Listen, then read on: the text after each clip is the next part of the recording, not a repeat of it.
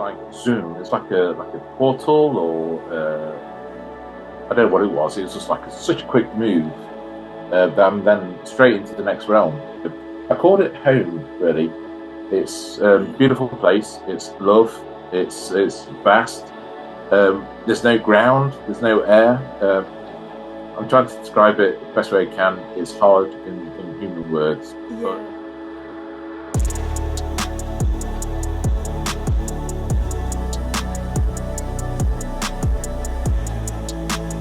Hi, and welcome back to the Natalie Rustic podcast. Today's guest is Paul Northridge, author of Walk of Life, Feet on the Ground, co-founder of his YouTube channel, Unite Planet, joined today to share his near-death experience from the young age of 14.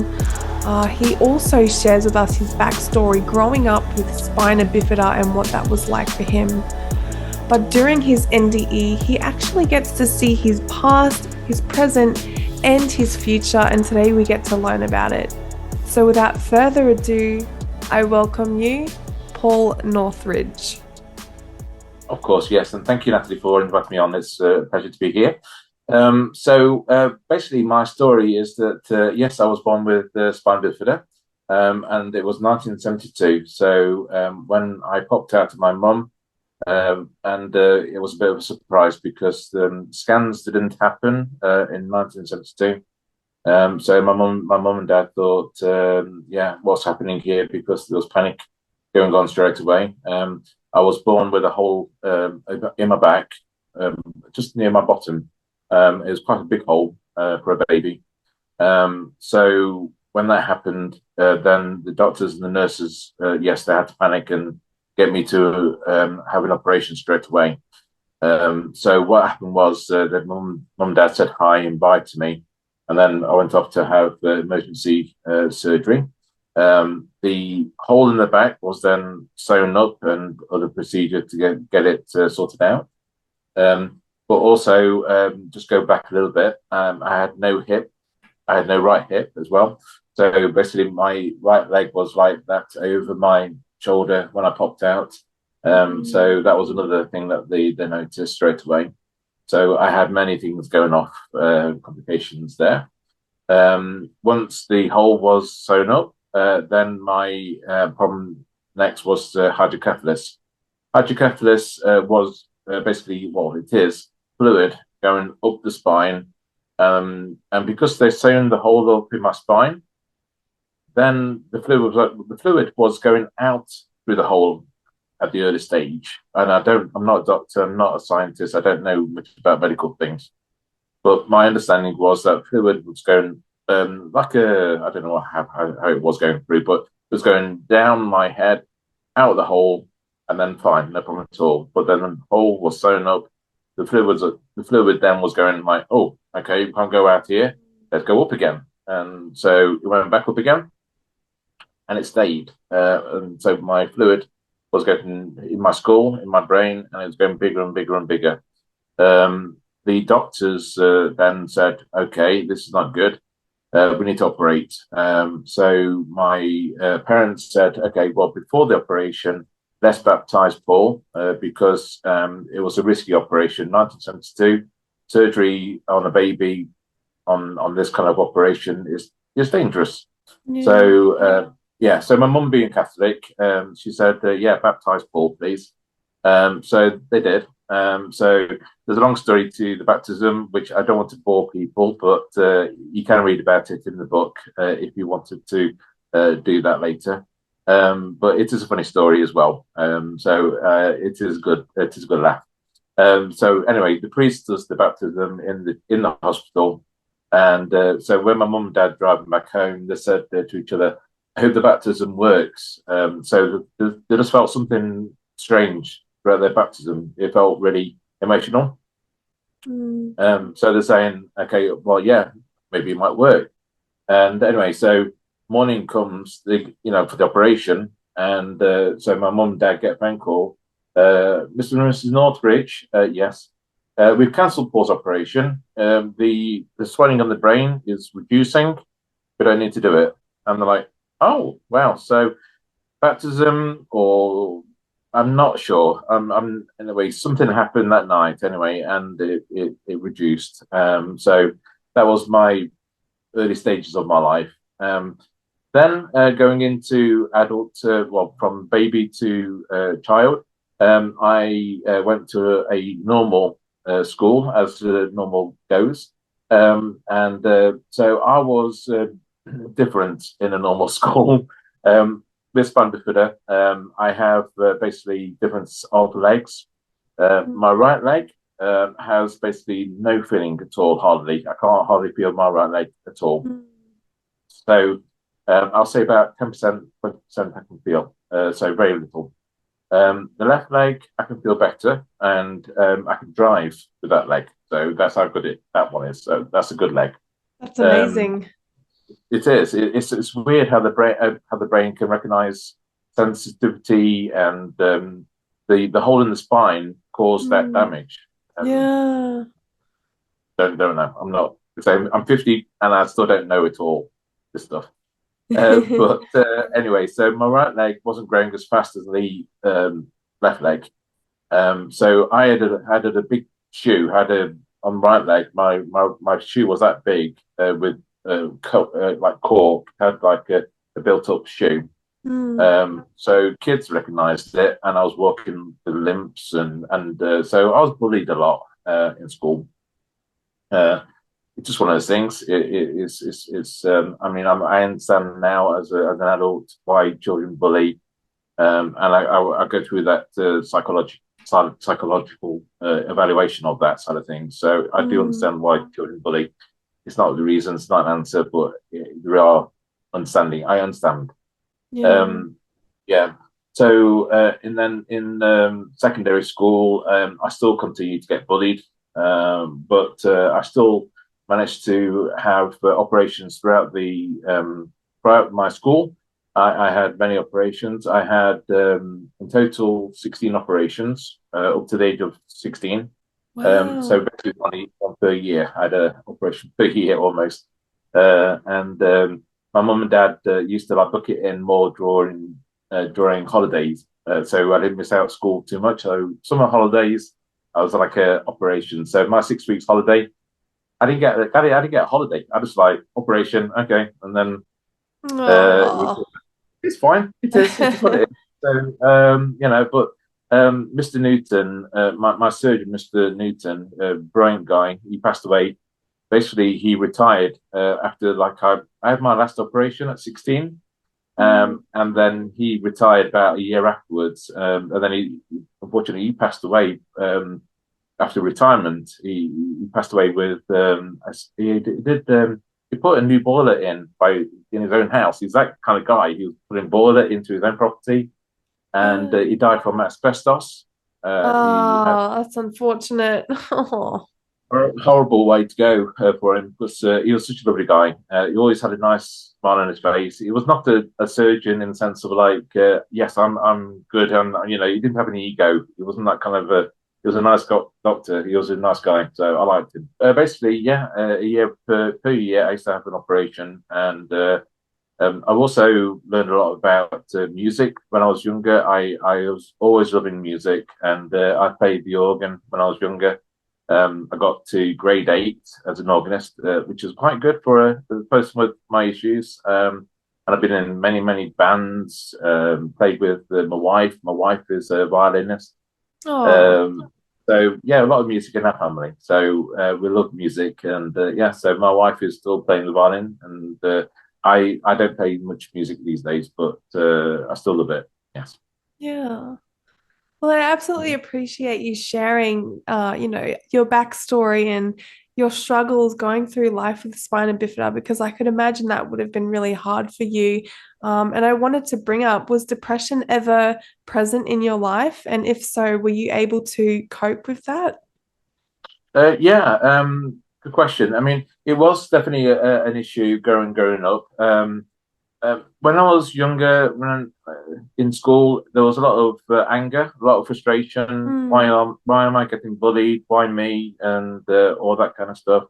And I went to a Catholic school as well, and so I used to have a lot of confusion with that. I used to have so many nuns, so many priests trying to heal me. So a lot of my growing up in my head, thinking like, I'm going to get healed. No. Want to get healed? Want to get healed? No. I got so thinking confusions and disappointment, and then thinking like, oh, I don't deserve to get healed. It was like that kind of battle in my younger years. So confusion, anger, frustration. But then going into adulthood, then I used to have like dates with ladies, and I used to like let them know I got spina bifida, by the way. Oh, what is it like? Hard to describe, but you'll see when you see me, and then like look at me for the first date, and like I didn't realize it was like that. You're a nice guy, but that was it really. And then I didn't see them anymore. So I used to think I was like I put the word undateable in my book, as I like to play with words a lot. So I put undateable in my way of thinking. Long story short, then I do get married to a really, really special lady in my life. So yeah, so that I can tell you a bit more about that in a bit. Yeah, but going back into the depression, yeah, when I was thinking I was undateable, then I was getting into alcoholism. Unfortunately, I did drink a lot during my 20s and 30s. Sorry, 30s and 40s. Sorry. I started to drink a bit too much, and it was ruining my life really. So, but because then I started then realizing that I'm falling in love with Julia, then I thought, okay, I need to change my life around a bit, and so that's when it did change.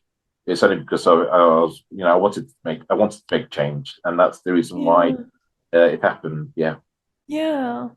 Oh, and when you were growing up, having, your trials and your struggles, did you ever think that you were, in your child mind, because you were so young, did you ever think you were different to anybody else? Yes, I always thought I was different, and I never. It sounds horrible, but a lot of the time in school, I was not very sociable because I was bullied a lot. So I thought, okay, I'll just be by myself. I'll just go over here in the playground and not interact too much because I noticed that children will try to get me involved in games. Like I would be the last person to get running from one place to another, but like catch was never happening to me because I was just too slow, or they just thought, okay, he's just running around and we won't catch him because there's no effort to catch him, kind of thing. So I used to think, so I didn't play that game anymore. So yeah, I used to play by myself, and used to play with cars. Used to just sit on a stone, big stone in the grounds, and I just sit and watch birds, or just daydream a lot. I used to love daydreaming, and I was really good at it. And then the teachers said, "Paul, wake up." You're not great. the only one. Yeah, I was going places with it. The teachers didn't know where I was somewhere else.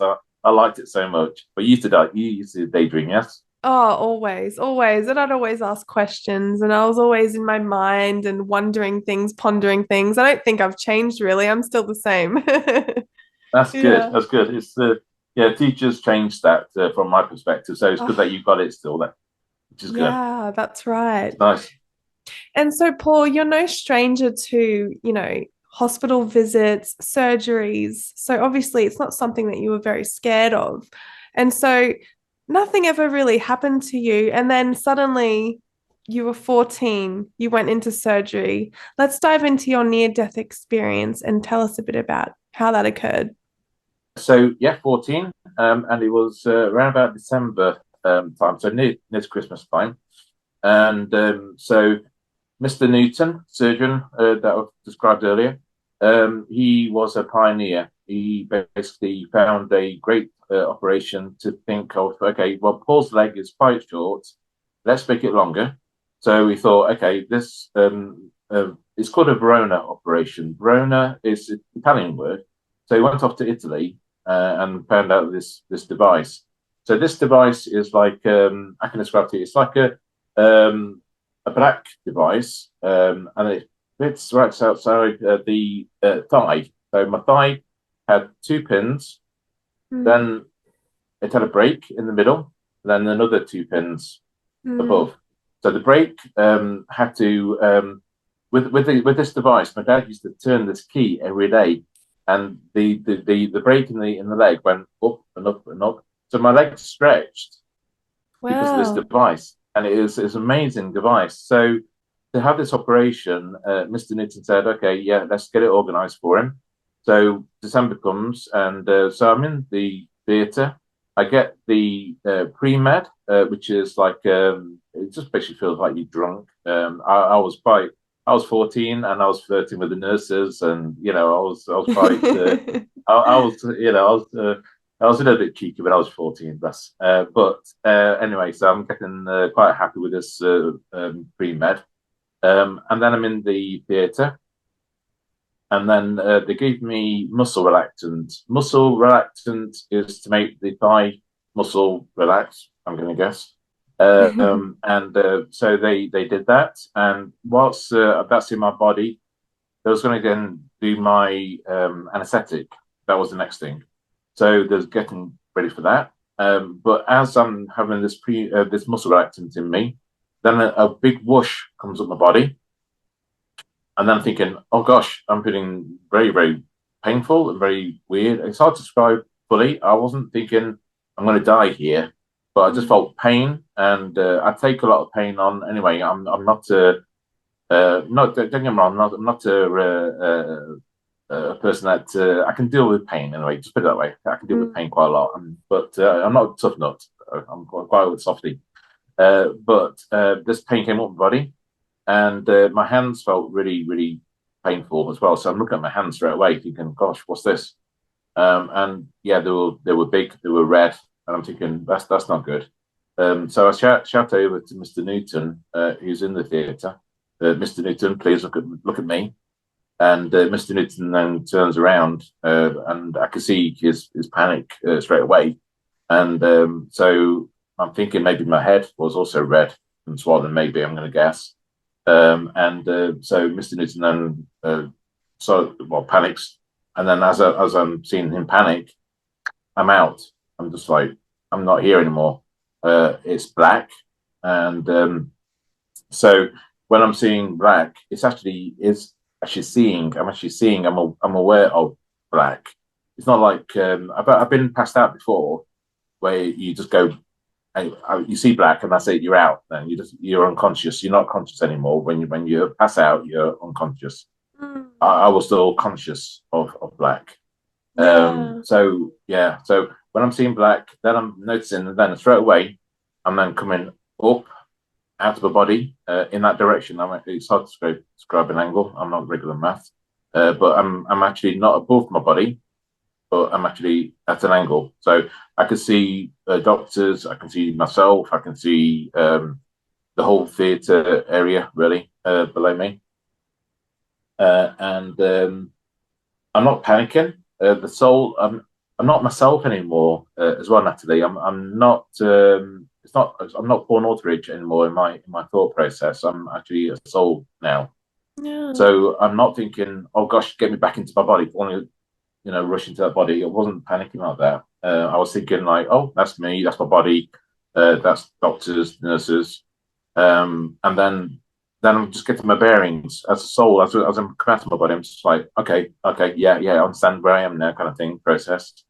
Then as I'm doing that, then another beings come from this direction. And it feels like a portal is on the And this is wall. all happening in the hospital as you speak. You're still in the hospital as this is happening, looking at yourself. Yeah. Yeah. I'm in the wall in the theatre, hospital theatre. Yeah. And yeah, so I'm in the theatre room still.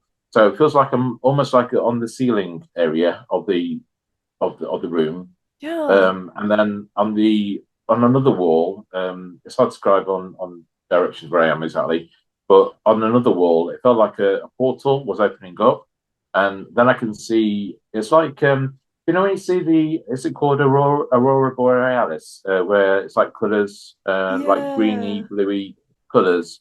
It felt like that kind of colours going up on the wall. Okay, very Wow. fluid, like jellyfish kind of feeling.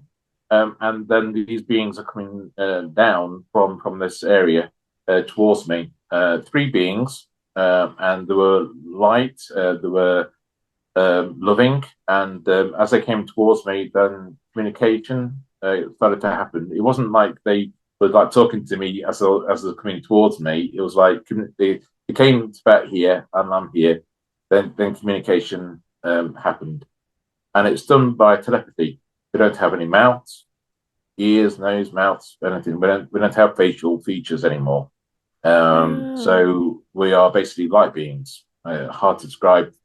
Very nice colors, light, lots of like sparks going off us as well. So it's very hard to describe exactly, but a lot of these conversations I've done with people, I describe it like Lloyd Canning's painting. I'll send you a picture of Lloyd Canning painting. I'll link it on the video description as well if you guys want to check it out. Yeah, absolutely. Lloyd Canning, very, very good artist. He does paintings of like aliens and all sorts of things. We did an interview with Lloyd Canning a little while ago, and he showed this one painting. And I'm thinking, and as soon as I saw it, I'm thinking like, that is it. That's what I saw. And this is on your channel? Is this on your channel? This is on the Unite Planet channel, yes. So you can watch the interview with Lloyd Canning if you wanted to. Okay. Yeah, awesome. yeah. So yeah, Lloyd Canning showed this picture, and I thought, that is it. That is the same kind of thing that I saw when I saw light beings there. So that was a very close feeling of what I saw.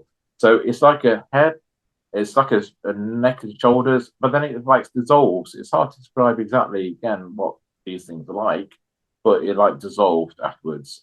So we could be also quite what's the word? We could morph a lot. We could change a lot, I feel, because we're not legs, we're not arms, we don't have any other really kind of features. Really, I mean, even the head and the shoulders might be the wrong kind of way to describe it fully, but that's the nearest words I can describe to you how it looked. Would you say that maybe they manifest in a certain way so that you can understand who or what they are? Good question. Could be. Could well be. I mean, some people say that they saw loved ones that brought them to one realm to the next realm, and maybe they did. I don't want to criticize anybody's account because it's their accounts. It's what they saw. I saw personally three beings of light. I also felt like I was also a being of light as well because. When I go into the next realm, everyone's the same. Everyone is exactly the same. We're not looking much different, really. So I'm feeling like that is what I saw. I didn't see any facial features on anybody at all, so I can't describe it. I saw a past person or a, but the thing was, though, Natalie, I didn't have anyone that's passed away. I didn't have any family relatives that passed away at 14. Yeah. So that's probably why I didn't see anybody in that way. Maybe, I don't know. Yeah. So these beings of light, they were loving and they were communicating with me, and I felt like I knew them. My soul, not Paul Northridge, but my soul recognized them before. So as they come to me and talking to me, they're saying, "Do you want to go away from this scene?" And I'm saying, yeah, okay, let's go away. I don't want to necessarily be here. I wasn't horrified, I wasn't scared, but my soul really said, okay, yeah, let's go away. And as soon as I agreed to go away, it was like zoom. It's like a portal, or I don't know what it was. It was just like such a quick move that I'm then straight into the next realm. And the next realm is. I called it home, really. It's a beautiful place. It's love. It's vast. There's no ground. There's no air. I'm trying to describe it the best way I can. It's hard in human words. Yeah. But, yeah. So land-wise, I say it's more like a smoky kind of a feel, like dry ice kind of a look around it. But I'm not walking on it. I can just travel with my thoughts. I can go where I want to go. So I'm then walking or moving with my guides, not walking, but going with my guides to this place, and they're describing to me as well, so I can hear their thoughts, and they're describing it a little bit to me, and it feels like I'm like trying to remember home a little bit as they're doing this. And I've been here before, my soul instinctively says home, but it kind of like forgets a little bit when you go from Earth to here. It feels like you forget a little bit of that as well. But then it's like, oh, it's all coming back to me now. Yeah, a little bit. You know what I mean? It feels a bit like you forget. You do forget. I think it's Yeah. weird. So they said that yeah. So here is basically they said that these souls up here are playing games. And there was like they was able to fly, and there was like chasing after a ball of light. And this ball of light, I feel that there's another soul. It could just morph into a ball, and then everyone else runs after it, type of thing. That's That's what I awesome. felt like. That's That's what I felt like they awesome. was doing. Yeah, they're having fun. They was having fun, definitely. It looked like they was enjoying themselves. And then I'm walking, traveling this way. I'm going in that direction, and as I'm going this direction with them, they're saying to me about this other soul. It was almost like it's made its own cocoon, or it made itself into a. Again, it can maybe manifest itself into certain things, but it was in like a bubble, like a cocoon, Mm. and it was like not being touched, but I could see all this lights going off it. It was like hard to describe really exactly, but it was different in like I say, it wasn't looking like us so much because it's made a cocoon around itself, but and it was like healing itself. And they're saying, please don't get involved too much with this soul because it's had some issues in previous life and it needs to heal. So Mm. okay, fine, no problem at all. Well, I won't bother. And then we're going next into the next part, and the next part was a well. I describe it well.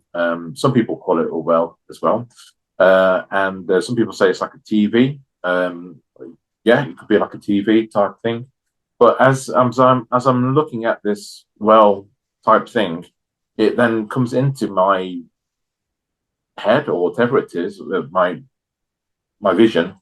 As Mm. I'm doing that, then I'm able then to see everything. I've been thinking about it quite a lot recently about all this near-death experience stuff.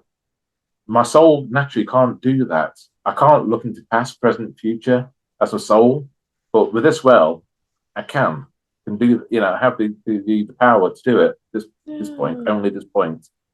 So this well comes into me. Then I can sense everything. I can be past, present, future, and so past wise, I saw I saw previous deaths like death, like quite a lot of deaths that I saw. One was very horrific, and that's why I remembered it quite more severely. Was Huh. basically I'm like I can see like my body because I'm like looking at it like my eyes are looking like here, and I'm going down, and then this like sorry to say it sounds gross, but then wooden spike is like through me, and I'm falling onto this Wow. spike, and I'm thinking like when I came back out of my body, oh that was gross. Whatever So that you was remember gross. yourself falling onto spikes, and that was one of your past deaths? Yeah, yeah, Wow. yeah. It was. But again, I wasn't feeling like when a soul is seeing it, it wasn't like, oh, that was horrible. It just feels like it's just recognizing reincarnation. That's what it's Can basically I doing. just tell you, my last guest that I just had, she went through all of her past lives' deaths and felt all of them, just as you're talking about right now. So you're the Wow. second person who's gone through the same experience, and I've never heard it before. I didn't explore life so much as I can remember, but I just remember deaths. So I'm able to see deaths. Then I'm also seeing in previous life I was bullied a lot, and so I also then became a little bit of a bully for a short time. I felt okay, enough of this bullying. I'm going to change it. Mm. Maybe it's because I'm thinking I need to get a bit of control, self control, bit of power. Maybe I felt I don't know. I think as a young lad, felt very vulnerable and very, yeah, I wanted to get, let's get some anger back out there, shall we? Maybe Yeah. that's what it was. I think it was anger. So I thought, okay, let's get some anger out, and so I did. I bullied for a little while, then in this near-death experience, I could actually see their thoughts process and go, "Oh, why is he doing that to me? I'm confused. I'm in pain." So I felt everything that they felt, their anger, the hurt. I could feel it. So I'm feeling it exactly from their perspective. Mm. So basically, that basically says to me, Paul, we are living one consciousness. So anything I do to you, I'm hurting me. So Yeah. that's what I'm getting from that. So Many I want near-death people. experiences. Sorry to interrupt. Okay, yeah, it's Um, okay. Many near-death experiences talk about how we're all one consciousness, and they also talk about in their life reviews how they felt the pain that they inflicted on others and how those people felt the pain. And so you Hmm. feel absolutely everything, the good things, the bad things. And then, when they come back from their near-death experience, they come back with this realization to be kind to everybody because they know what they're going to feel if you Yeah, harm someone else. So yeah, that's exactly. amazing. Mm. Exactly, and I mean, don't get me wrong. I mean, I'm not a saint, and but I'm trying to be the best I can for for everybody, to move on and to realize what it's about. And when we get into this human body, it's different. We end up with like challenges, and because of our body then makes it awkward for us, and then it changes our mental states and all Yeah. that kind of stuff. I mean, that's what I'm saying. Even though I've had these experiences as a 14-year-old person, I still have my challenges, and I still had maybe I've upset a lot of people through things I've done because of my mental state. I mean, I've done stupid things sometimes with my because I've been a bit depressed, drinking too much Yeah. and all this kind of stuff. Yeah, so it happens. Things change still. I'm Mm. not. I say I'm not perfect, so don't get me wrong, please. I'm not perfect. But I think none of us are, and I think we're here to still progress our lives as best we can. Yeah. In that way. So yeah, I can see childhood bullying. Then I'm seeing present day. I can see my mum and dad in the kitchen. Now, some people ask me the question, so why are your parents in the kitchen and why not in hospital? 14 years old, I was basically a 40-year-old. By the time I'm 14, I'm old. Believe me, I've had operations, and I said to mum and dad on many times when I've had operation, don't worry, I'll give you a call when I'm after the operation. I'll give you a bell. Don't worry. That was Yeah. my, as an adult, I was really 14-year-old going, I was old, so I was very mature. And so that's the reason why they was there in the kitchen. So they were in the kitchen and I can see their thought process. Oh, poor having his operation now. I wonder how he's doing. Oh, we'll make this food for him and he'll be really nice. He'll enjoy this food when he comes out of his operation. He'll love it, all this kind of stuff. I can feel that thought process. Then I can then see future. And again, 14 years old and disabled. I thought when I came out of all this stuff, I'm thinking, why am I seeing myself driving? I mean, I never thought I'd be driving. Mm. So I saw that. I saw things like Russia, and I'm thinking like, why am I seeing Russia? Um, all this confusion when I'm 14 years of age. I'm very confused by the whole thing. I saw some dark moments. I saw some good moments. I saw maybe a future death, and I think in the future death is like in Russia. It looks like a Russia area because Mm. I could see one lady. I'm on the bed, and it looked like a flat in Russia, and I could see one lady next to me, right next to me on the bed. That looked like maybe my wife in years to come. Another lady on the other side of the bed looks like maybe my daughter. And then I'm basically coming out of my body. I can see literally another near-death experience coming out of my body and looking at Wow. the lady here, the lady here, and then I can then visualize like the flats and the area nearby. Like I say, flats, which is looking very much like a So Russia. can I just go over that bit again? So you saw yourself having a near-death experience in a near-death experience? Kind of, yeah. I mean, I'm coming out of my body. I'm dying here. I'm Yeah. looking very old, and my soul then just comes out, and then I can then see the wife, but well, one lady here, one lady there, on the bed, and then I can then see visualize the flats and the sort of like lower local area of that. So it looked Yeah. like I was in a flat in Russia. Wow. Yeah, yeah. That's what I saw. I don't know if it is the future or maybe it's maybe I've been poor Northridge many times and I've had many goes at this, and maybe I'm just seeing myself again previously. I don't know. That is fantastic that you brought that up because maybe, I mean, hopefully, because no one really wants to see their future death, unfortunately. For you, hopefully, it was a past life. Uh, Maybe. yeah, Yeah, and hopefully you were a very old man. yeah. I did look old and I did look weak. I did look tired. So yeah, it. I mean, I'm 50 now and I don't feel that way at the moment. I mean, I'm feeling older and less energy, but not Yeah, that kind of not that kind of state. yeah, that's really good. Anything that you have seen, you know, through this past life, sorry, the past, the now, and the future, has anything come to pass that you've saw now that you're older?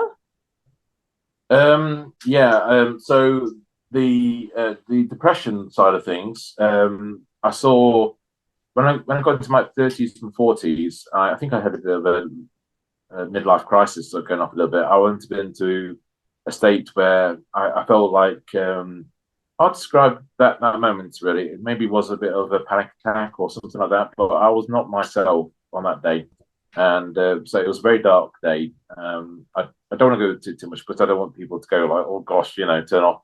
But it was, yeah, it wasn't the greatest day of my life. But from that dark day, good things have happened. I've like Mm, literally started again. It's like a reset of my life almost. And so from a very low period in my life, then I could then work on other things like United Planet, my channel with Johnny.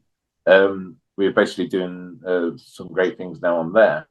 And also my book started to come across from that day. So yeah, many good things have happened since then. But yeah, I saw in my near-death experience of the future, I could see myself holding a phone, and I'm thinking, as a 14-year-old lad, thinking like that phone, whatever it was, because I didn't even know if it was a phone. I'm thinking like that has everything on it. It's an amazing yeah. gadget. I want that gadget. You know, but it was a dark day as well. Like I don't know, I can't describe it too much because I don't want people to think, you know. But I was talking to or doing trying to do something on his phone, and again, I was not myself that day. But I'm seeing this dark moment. I'm seeing this phone in my hand, this gadget, and I'm thinking like, again, what was that, and why am I feeling that? Later on, I'm feeling those sensations. So it feels like I have a path to go down. Yeah. So is life programmed a little bit? A little bit. Right. And then comes in free Mm-hmm. will, of course, but then we also hear about, I don't know how many near-death experiences you've researched. I'm sure you would have seen quite a few, but they Mm-hmm. talk about soul contracts and blueprints and things like that. So, yeah, is this preordained? You know, who really knows? Who knows? Who knows? That's the big question. Mm. I feel that some we have to go on some roads, and if we're not doing that, sometimes synchronicity will say, "Oi, go that way," Yes. Mm. and it will just, you know, if you're off the path, it will go like it'll nudge you, go on there, you know, and it'll keep nudging you until you go, okay, I'm on the path. It'll Yeah, do that. It will nudge you. exactly. So yeah. So I saw also my future wedding, and I didn't recognize it was a wedding. My wife decided to wear a turquoise dress. She'd been married before, and we got married in Russia. So it wasn't a white wedding. It wasn't in a church. It was in a registrar office in Russia. So when I realized the whole thing was a near-death experience, I was about 20-ish at the time. 14 years of age, I didn't even hear of near-death experience. So I thought Yeah. that was very surreal dream.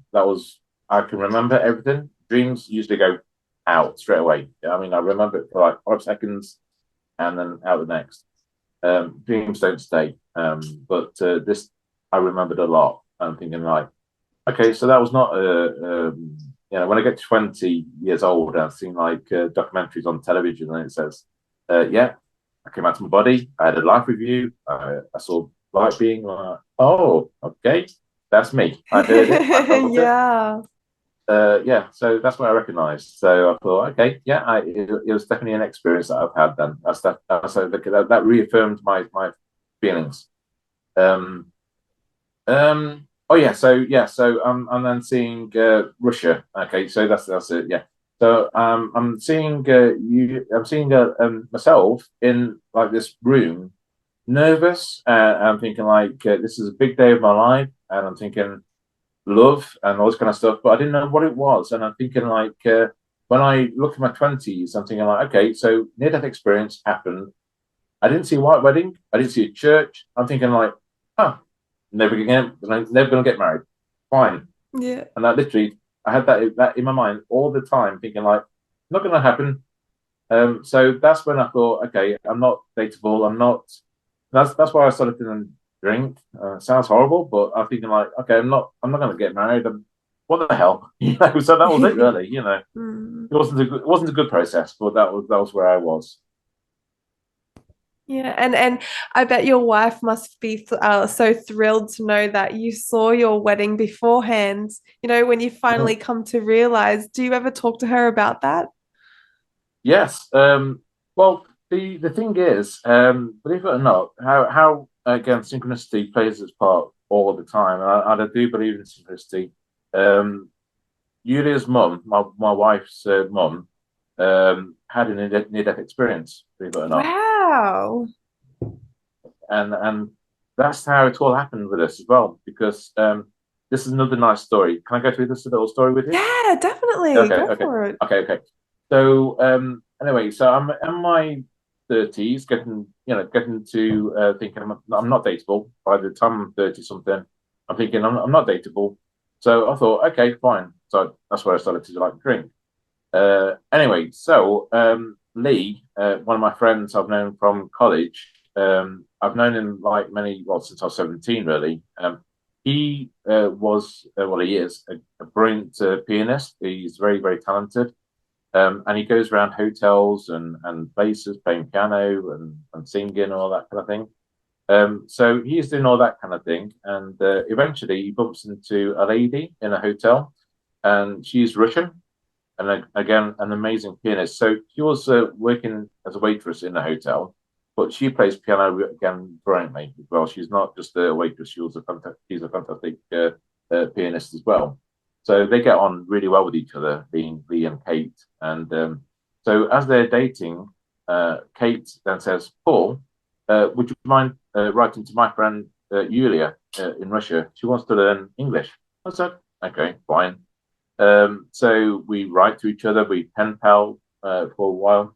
And so a couple of years go by, and Lee and Kate get married. And so we go over to Russia, and I see Lee and Kate get married, along with his family and his friends. So we're all together. And anyway, I see Yulia for the first time. Say hi. She says hi. We don't really get on that well because her English is not as good as it is now. Really, Mm. her English is like wow. My Russian is still anyway, but yeah, she speaks English and Russian fluently, and I speak gobbledygook and I speak English. In that way, I'm that good. I'm fluent in gobbledygook, and then English is my second language. So anyway, I'm talking to Yulia a little bit, but not much. We're just saying like water, vada, privyet, hello. So I'm learning a little bit Russian. I'm learning a bit. She's learning a bit of English with me. Anyway, the holiday goes, the wedding goes brilliantly. I go back home. Anyway, 2 years later, I'm still writing to Yulia, and I'm thinking, okay, this time I would like another holiday in Russia. And so I said to Yulia, would you mind showing me around Russia a little bit more? Because I saw a little bit of Russia in the first holiday, but not enough. I wanted to, see it more as a holiday this time. And she said, yeah, that's fine. We can do a nice holiday for you. We'll do excursion for you, go around Moscow, all that kind of thing. I'm thinking, oh, fantastic. Thank you. So off we go. Off I go to Russia. And anyway, so Anya, her daughter, Yulia's daughter, is older now, and she started to say Papa this and Papa that. And I'm saying to Yulia, is she calling me dad by any chance? She said, yes. She started calling you dad in this holiday. I'm thinking like, oh, okay. She's about 4 years old, and yeah, so she's calling me Papa. No. And I'm thinking, oh, that's sweet. That's really nice. But again, nothing happening between me and Yulia. Anyway, day before my flight home, we go to Moscow, and so we're in Moscow together, and we go to the Great Church of Moscow. It's a white building, and it's got golden globes on top, and it's a beautiful, massive building.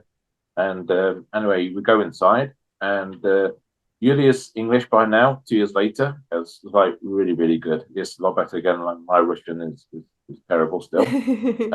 So she's telling me about her life experiences in the church. I'm telling her my life experiences in the church. And then I said, actually, I've had a near-death experience. And she says, what? I'm saying like, yeah, out of body, da da da. And she says, oh, that is amazing. My mum had exactly the same thing. I'm like, really? I said, yeah. And as she's telling me this experience, she got very emotional. And I go like, oh, come here, come here, come here. I gave her a bit of a hug to say, it's all good, it's all good. As I'm looking at, so I'm holding. So like I say, it was just like an instinct on me, just like nature, just like nurture. Oh, come here, come here. I'm looking at her, she's looking at me, and I'm like, oh. And I'm like, I think something going off here. And she's like, That's when you had the aha moment. This is my future wife from Russia. Oh, yeah, that's so beautiful. yeah. So we didn't pen pal. We came back home, and we Skyped every night. We talked instead of writing. We talked. We did a few emails, of course, every now and again. But it was all this talking on the internet, and yeah, we dated every night, and then eventually by 6 years old, Anya was 6. We got then her into the UK with Yulia, and we had we had to like start from the start really, a whole family in this house, and yeah, it was quite a bit of a surreal moment because she didn't know English at all, and you didn't know English. So August she arrives, September she started school, and I'm thinking like, this is very, very horrible for this girl to like go to, and all she knows is hello or something like that, and yeah, it's very, very cool. But because she was young, she was absorbent, and she could. It was a good time to do it for her than if she was older, maybe. So. Oh, that's so beautiful. That's so beautiful. You had that aha moment. This is it. And then there you go. Two people in love. That's so beautiful. Exactly. Synchronistic. Yeah. And it's amazing that her mother had a near-death experience as well. It's just. Yeah, definitely. She saw a lot of numbers in hers, and I saw numbers as well. That's another thing I saw, which I probably didn't write down in this list of things that I saw.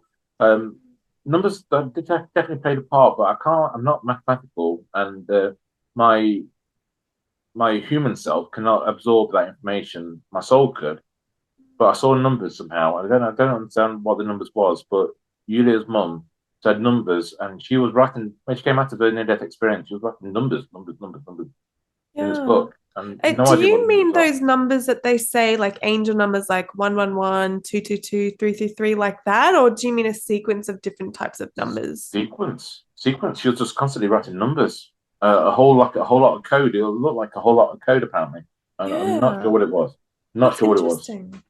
Mm. Yeah. It'd be good to look into that. I know there would be a few people out there. I know that there was a man who had a near-death experience. I didn't speak to him personally, but he was like, the popular guy.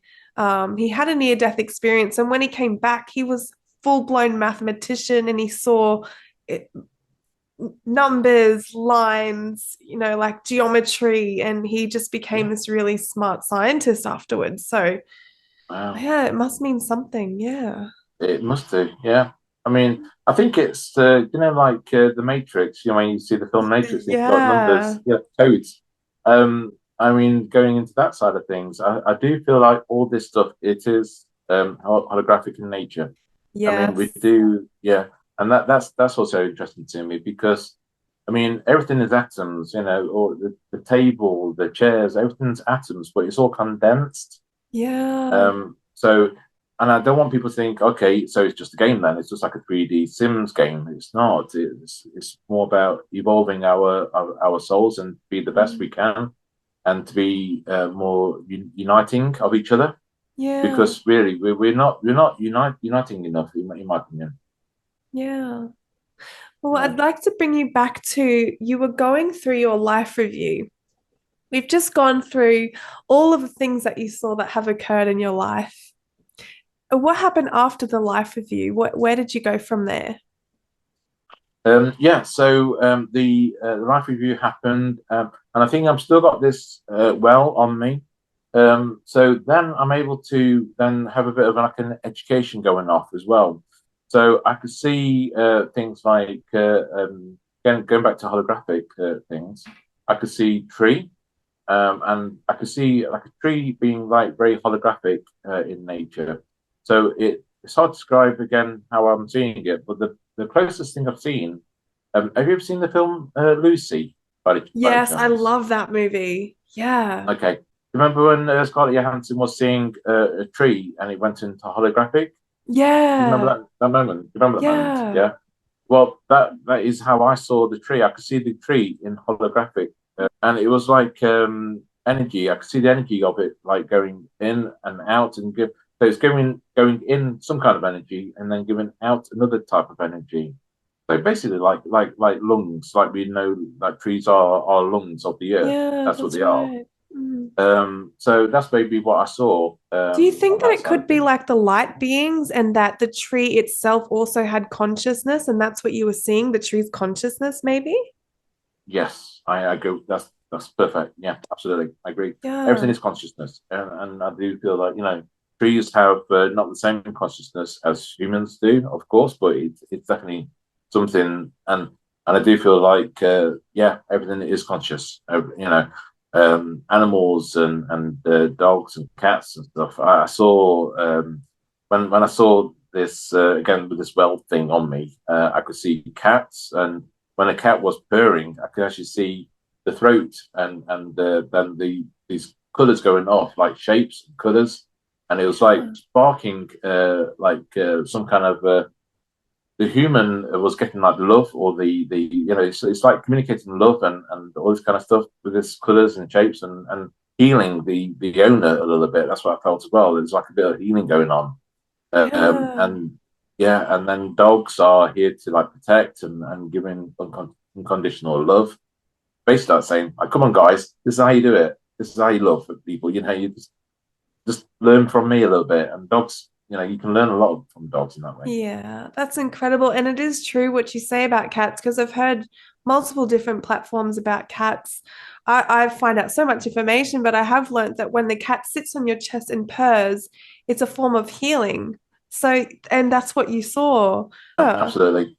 And also, I saw the spark of life as well going off. It's like I almost like maybe it's myself. Maybe I'm giving like an education about myself, and I'm getting born, and maybe I'm just seeing an actual spark where the egg, the sperm, and then and then I've seen like a baby growing, grown, born.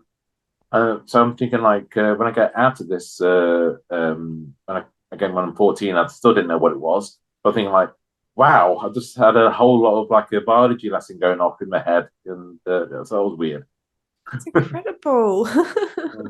Yeah, definitely. So that's the what's another one? I'm just trying to think as well. I mean, I'm sure I had more about Earth and how we should be as a human race, but a lot of well, I'm 50 now. It was 14, so I probably like shelved a lot in it. Maybe if I had the hypnosis one day or something, maybe I might remember something more I better. did hear you say that in a pre because I have watched a podcast of you on another podcast. I saw the Jeff Mara podcast. It was Oh, really that's good. It was so yeah, good. great guy, great guy. And I did hear you mention that you wanted to get a past life regression. Did you end Mm. up getting a past life regression to recover any lost? No, any Not yet, information? no, Because not I yet. do. Yeah, Yeah, because I was gone. going to say, I do know a person who I could connect you with, because a friend of mine who I also did a podcast with, he recovered his near-death experience through a past life regression, and it was how he was able to remember it. And so I Okay. could connect you to the person who did it for him, and that would be really awesome for you to I kind of get give it those a go. memories. Yeah. Yeah, give it a go. Yeah, I'm hoping I can do that. The only thing is, I'm noticing I can't go under. I've tried many ways on hypnosis for other things, and Hmm. I just don't seem to like have that feeling of like able to let go. I, Do you think I've got to try. it's possible that you're simply not allowed to remember? That's what I'm wondering. Yeah, Yeah. that's what I'm thinking. That's if I had my own bet on that, it would be that. Yes, I agree. I think it's saying like, okay, you've had it, no more. You can't. It's like you've had your experiences. Take it as it is. You're not meant to be. You're not meant to remember it all. Yeah. Yeah. One question that I really wanted to ask you that I've thought about. So, when you're going from through different various points of this near-death experience, it's almost as if thoughts is like a vehicle for you, like you travel at the speed of thought. Is that what that's Mm. like? Yeah, yeah. Everything's thought. It's all telepathy, and so if you wanted to travel, if you wanted to fly, because in this realm you could be on the lower part where I was having the well things going off, but I could also be up there playing that game with the other souls. But it felt like it's also getting my thoughts now. It felt like I had to be with the guides doing this bit. It felt like if I was going to go like, no, stop that. I'm going up here. I'm playing this game up here. It felt like it was the wrong thing to do. It felt like I had to go through this bit with them. Hmm, that's right. But yeah, a lot of it was done by thoughts, and again, we don't have mouths and stuff, but they could see everything that I'm thinking. I could see what they're thinking, and yeah, so it was everything was movement by thought. I'm gonna go here. That's it. Yeah, Incredible. All yeah. right. And so what happened after when you had the well on you? What After happened well, after that? after well, then I'm yeah. So I'm then given the thoughts of do you want to go back to being Paul now, or do you want to stay here a little bit longer? Then I'm thinking as a soul thought process. Well, I've learned all the things of Paul Young. I've done school. I've done the operations, Hmm, bullying. I've done all those things already. I don't want to go back and do Paul Northridge again and learn all those things again. Because I felt like if my soul instinctively felt I'm going to do all that again. If I go back to, if I stay here a little bit longer and just enjoy myself, play that game there, then I'm going to go back again into Paul again as a kid, as a baby, and do it do all you mean again. to So reincarnate as yourself from the beginning, from scratch again? yes, And you yes. didn't want to do that? No, the soul Okay. didn't want to do it. Yeah, not me per se, but my soul. Yeah, so my soul saying no. I'll go back to Paul where I am now. I'm young. I've gone this far already. I'm going to go back into and as I'm doing that, the guides are almost like saying to me, yes, you are young. Yes, you want to do carry on where you are. It's like reaffirming my thought process that like communication of agreements with each other. They're like more wiser than me. My soul is like a younger. soul. They felt I felt like they were older souls. If that Yeah. makes any sense. And they're like saying, "Yes, correct. Yes, you are feeling the right things there." And then as I'm thinking all these things, I see this light behind the three guides. This light is like it's not a blinding light. It's a warm, loving light. It's like I feel like it's more like a portal, and I'm feeling like if I was then to go like that way, then I'm going back to Paul Northridge now, where I was 14 years old. I'm going through that portal, and or stay where I am. That's what I felt. Wow. So, and I agreed to go back. Once I said I agreed to go back, then I'm out. I don't remember anything. I don't remember anything more than waking up in hospital. I've had the operation done, and but I'm full of energy. Usually after an Yeah. operation, I'm like groggy, and I'm thinking like, oh, I just feel like from the aesthetic, I'm just feeling like not very good. But on that morning or afternoon, um, I felt like full of beans. I felt so energetic, and I think maybe Yeah. they gave me an adrenaline, and then maybe I felt really quite buzzing from it all, or maybe from high from life because I've gone through all these Well, experiences. you did mention that there was like a lot of love there and it was all just energy, right? Do you think that it's Hmm. possible that that high vibrational love came back to you and it was still sort of surrounding you when you came back to your body? Absolutely, I think that's probably it as well. Yeah, I think it could have been more about the love rather than the adrenaline, and maybe. So I don't know if they gave me anything more to get me back into life. I don't know. I don't know. But I agree. I think a lot of it hit me very much. I mean, this. I mean, even at 14 years of age, and I didn't know it was an near-death experience. But once I get to 20, then I realised it was. But the feelings of love at 14, the feeling of like, I mean, I can remember telling my parents all this stuff, and I can see their faces like just been down in front of me, like Paul's a nutter, Paul's a nutter. I could see that. Paul, just shut up, just shut up. I can remember myself saying, okay, shut up.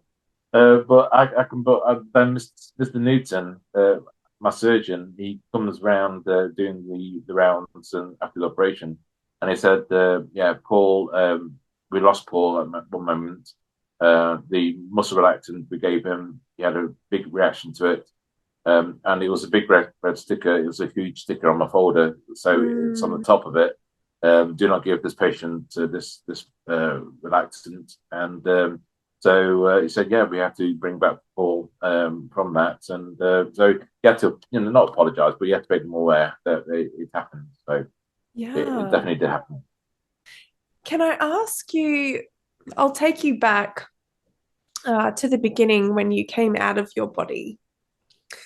Um, did you make the connection that that was you that you were seeing? Did it feel like that was you, or Yeah, it felt like the okay. If you describe yourself and your connection to a car or an item, a possession that you have, it just felt like that. It didn't feel like I had anything more of a connection to it, though. It's just like, oh, that was my vehicle that I used to be in. It wasn't like yeah, I didn't want to like panic or like I want to go back into that body again. No, uh, looking back on it as a person with spina bifida, it felt mm, like a lot of freedom. It felt like I've actually quite enjoyed the actual freedom of like not being able to have legs, and because this condition I have is actually a very painful condition. So to be free from the body, it's a lovely experience, and yeah, yeah. So I don't fear death. I don't fear and I know when people die, when loved ones pass away, I know that they're going home, and yes, it is emotional, but I know they're going home. yeah. And Mhm. one thing I wanted to ask you, did you ever feel that you died? Like, did you ever go, oh my God, I'm dead? Or was there a moment where you thought, like, what went through your mind at the time? Um, I don't feel like well, when I was having this pain in my body and red hands and stuff, I didn't feel like this is the moment I'm going to die. I didn't feel that. I didn't feel like so I think at the moment of death, I think that it actually takes you actually come out of your body there and then. You don't have that in that horrible pain of death. I don't think you get Mm. that. I don't think because I think to have that moment of actual death there, I think it would be a horrible pain. I think I'm gonna guess. But I think you're out of your body straight away. I think it gives you that option. You separate from your soul and your body separate at that for the moment. You're not that body anymore. What's one of the biggest lessons you've learnt from this experience that you could share with the viewers here watching? The biggest lesson, I would say, it's I had three big words come through, and I do say it on every one of these interviews. Love is the way. It's always the answer. If we need to change the world for the better, love is the way. So love is definitely, you know, unfortunately, I just feel like we are corrupted a little bit somehow. We've got these suits that we're living in, and as soon as we're getting into these suits, we become different characters. We play different characters, unfortunately. But if we can go back to our pure energy of love, we Mm. are pure energy. We are one consciousness. And yeah, love is the answer. And we can change the world like that. We can get peace into the world. If we all just said, we're not doing it anymore with this, whatever's happening in the world politically, because these political people, they just want war and upset and pain and hurt and sorrow and all this kind of stuff. It's a low vibration. It's a horrible Mm. vibration. We can get higher in vibration with love, and that's the answer. So love is that word. Learning was the second word I've got. Learning comes from love, and if we learn to love each other, unify, connect, learn from our mistakes, and learn to be better people, then that's another next level. And connection, again, unity. Let's be a domino effect for each other. Let's knock on love, love, love. Let's connect to each other. Let's do it. That's absolutely beautiful. Thank you so much for sharing that, Paul. That was very, very Thank good you. answer to that question. Thank you. Thank you. Thank you, Natalie. Thank you. My next question I have, and I don't expect you to have the answer to this one, of course, but that is that you've been to this place of love. This is where we originate from, right? So we are all love, we are all light. Why is it that we come to a place of suffering and hardships and despair? Do you know what our purpose is here on the earth? That's a million-dollar question. Okay, my answer to it is that a very good friend of mine actually says to me recently, actually, I work with this gentleman, and I want to give him more credit to this one.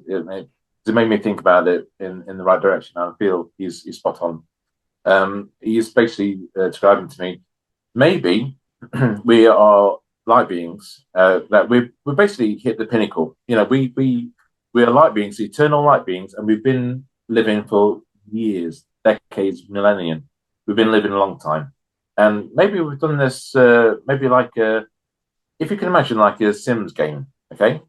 And you played the Sims game and you won, and you think you've gone it all the way through. You think like, great. You shelve it, leave it for a while. You think like, actually, I'd like to do that again. And we're probably like a Sims game light beings. We're the players, and we're thinking like, actually, we've done all this. We've gone from like Stone Age to being the best that we can be as a human being. We've changed the world. We've done it all. We got there. Okay, we got there. But it's taken a long, long time. There's been wars, there's been anger, sorrow, hatred. But eventually we changed it. We got love. We got there. And maybe our souls, our light beings, wants to do it all again. I'm thinking like, we've done it. Let's do it again. Let's have those experiences. Let's just try and have those experiences again. And that's what we're probably doing again. Okay, so why do we need pain and suffering? I personally feel that again, like we said earlier, the world is corrupt. Okay, and I feel like we need. I don't want to say the word revolution. We need to make a change. These politicians are not serving our purpose anymore. Sorry, I'm going to be No, Not that go I don't for want to be it. political. Go I don't for want to be political. it. Yeah, these politicians are not serving our purpose. Okay, they are doing our voices, but they're not our voices. We are Mm, love. We're not saying our brothers and sisters to fight and die for their gain of oil, land, money, all that kind of stuff. We're not yeah. doing that anymore. I am not happy with this. I'm angry with that. Sorry, Mm, I'm going to low vibration. I'm going to get into low vibration again. I want our sons, brothers, sisters, everyone to love. Put your weapons yeah. down. Love. Oh, that's so beautiful, Paul. And I agree with that. I agree with that so wholeheartedly. And we need to come together and just share messages of love and really just let everybody know, look at what's going on. This is not Yeah, right. We shouldn't be killing. There shouldn't be murder. And we shouldn't be doing it for a government who we're supposed to trust to help us and build a community from. So, yeah, I really do absolutely. appreciate you sharing that.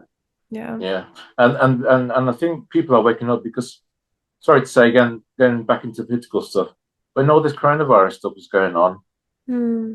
politicians were saying, do this, do that, do this, do that. And it was like, okay, yeah, we'll do that. And then all of a sudden, like all these revelations coming out, the politicians were partying at number 10 down the street during Yeah. COVID. We couldn't see, I couldn't bury my dad properly.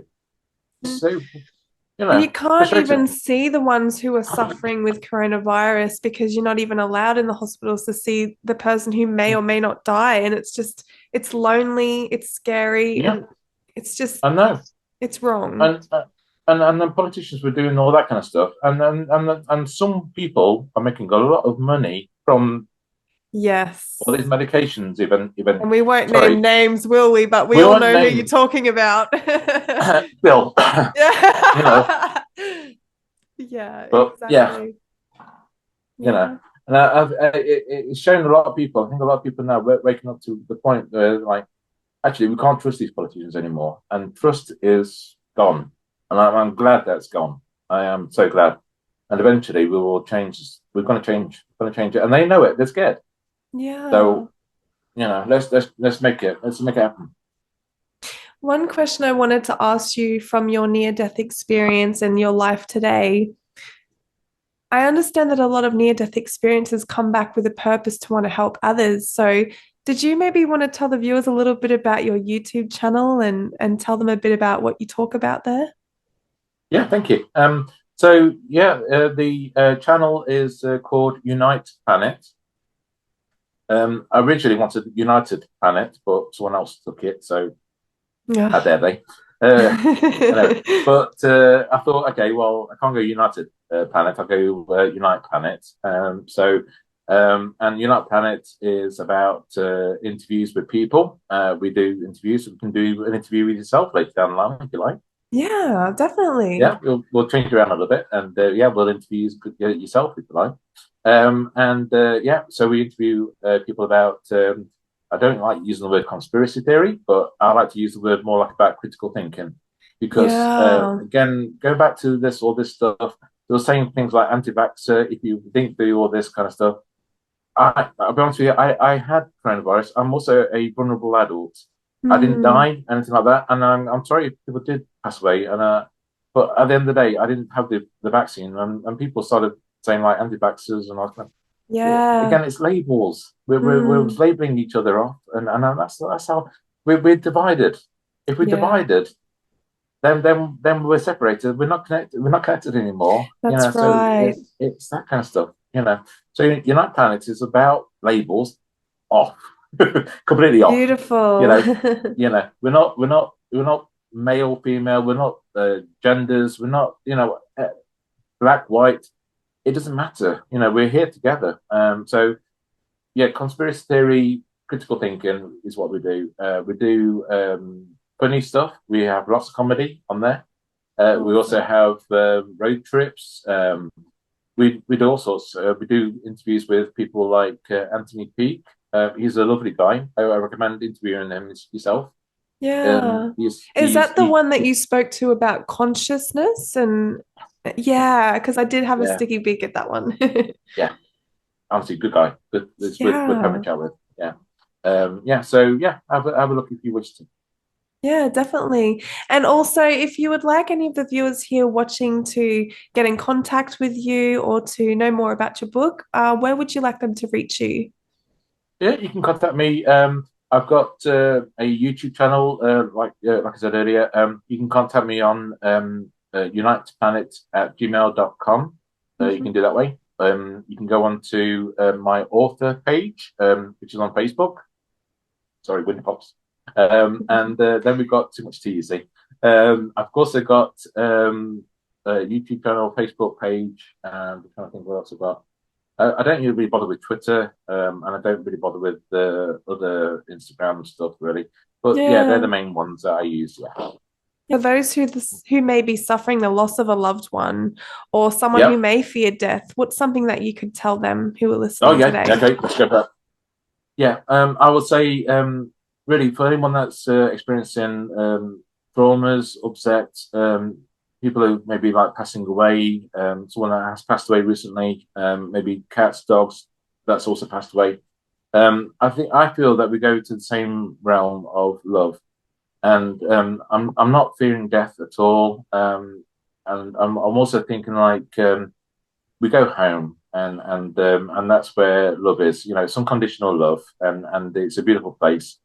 And then we stay there for a little while, and then we go back again. And yes, I like I said earlier, this earth is a cruel place to learn things, but if we just make our lessons and learn from these lessons, change it to the best we can, then it could be the best place we can live on.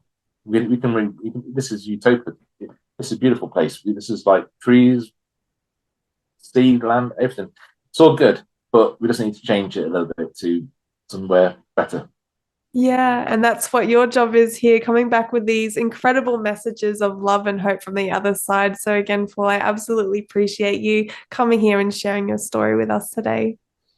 Oh, thank you, Natalie. Honestly, it's a pleasure to be on your show, and you're doing amazing things. Honestly, so keep doing what you're doing. You're on the right path, and you know you're part of the bringing love and light over here. So I'm Yeah. trying to get my message out. You're getting it on there, and it's a great teamwork. Thank you very much.